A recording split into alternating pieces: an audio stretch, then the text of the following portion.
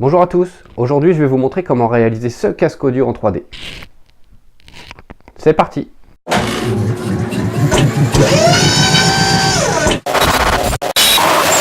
On commence par aller sur Thingiverse, on tape Armadillo Headphones et on va trouver un casque audio designé par Deathground. On peut voir sur les quelques images disponibles la conception du casque.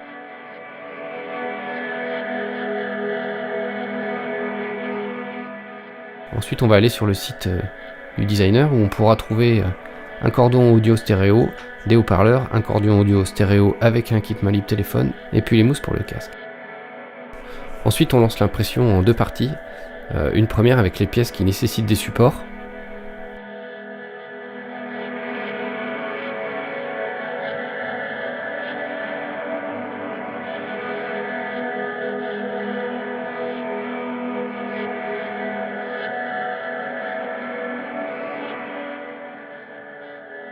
Et ensuite, dans un second temps, les pièces qui ne nécessitent pas de support mais qui nécessitent une bordure.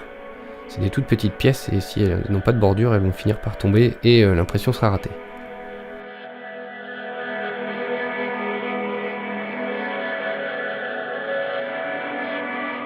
Voilà les pièces imprimées. On aura aussi besoin donc du cordon que j'ai acheté sur le site de Deathground.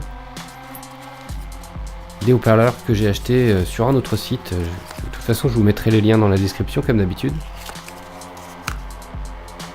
Et puis les mousses pour les oreilles qui eux aussi ont été achetés sur le site de Deathground. On passe sur la partie post-traitement.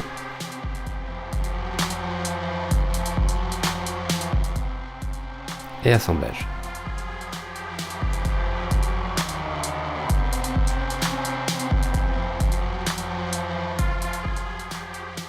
Les supports sont relativement faciles à enlever. Et je passe un petit coup débavureur pour enlever les bords saillants. Ensuite, je fais un nœud sur chaque cordon pour éviter que le câble et la soudure ne s'arrachent si jamais on tire dessus.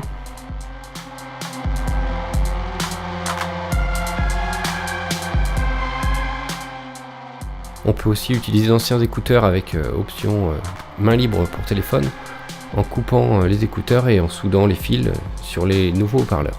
Je soude donc les fils du cordon stéréo sur les haut-parleurs, côté gauche et côté droit. Et on verra plus tard comment reconnaître le côté gauche du côté droit.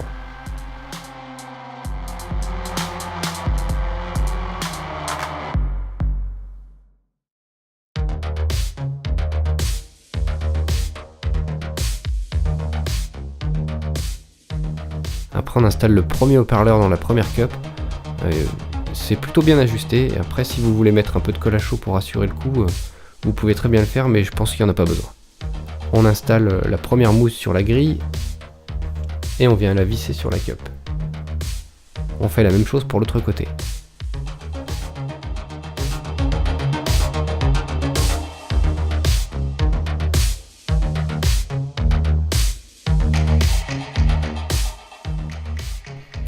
Ensuite, on vient placer les adjusteurs,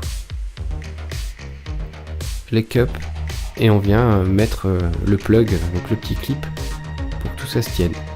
Ça permet d'avoir une rotation du casque et le faire qu'il soit très confortable. J'ai eu un petit incident sur la pièce appelée Rotator. En fait, en manipulant le casque, elle s'est cassée. J'ai donc décidé de la réimprimer en changeant les paramètres. Donc je l'ai imprimée en blanc avec un remplissage à 100%. Et une vitesse d'impression à 40 mm par seconde.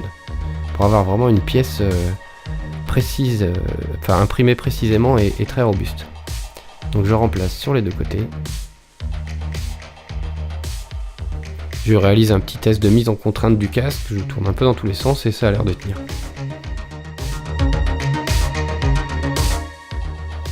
Ensuite on va devoir installer les deux pièces appelées locker qui permettent de bloquer les bras et puis de repérer le côté gauche du côté droit. Pour ça, on va lancer une petite musique. Et puis donc sur iPhone, dans le menu général accessibilité, on a la possibilité d'envoyer le son à gauche ou à droite. Et donc avec ça, ça va nous permettre de savoir quel côté est à gauche et quel côté est à droite. Ça va nous permettre comme ça de conserver la stéréo naturelle.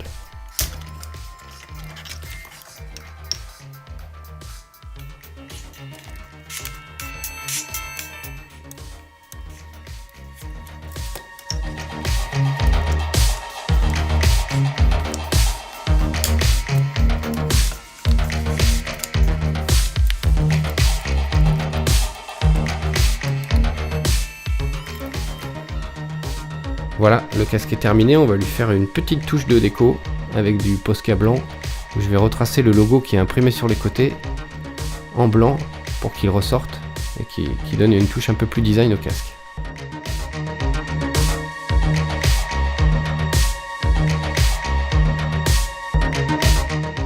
Cette vidéo est terminée, j'espère qu'elle vous aura plu.